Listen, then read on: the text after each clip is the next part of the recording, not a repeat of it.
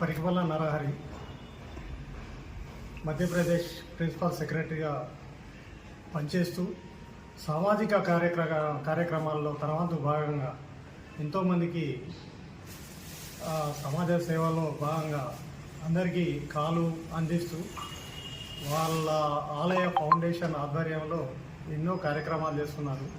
అంతేకాకుండా ఈరోజు ఆయన పుట్టినరోజు సందర్భాన్ని పురస్కరించుకొని జమ్మికుంట ప్రెస్ క్లబ్ ఆధ్వర్యంలో తోటి మిత్రుల అందరి సమక్షంలో ఈరోజు ఆయన పుట్టినరోజు వేడుకలను ఘనంగా నిర్వహించుకోవడం జరిగింది.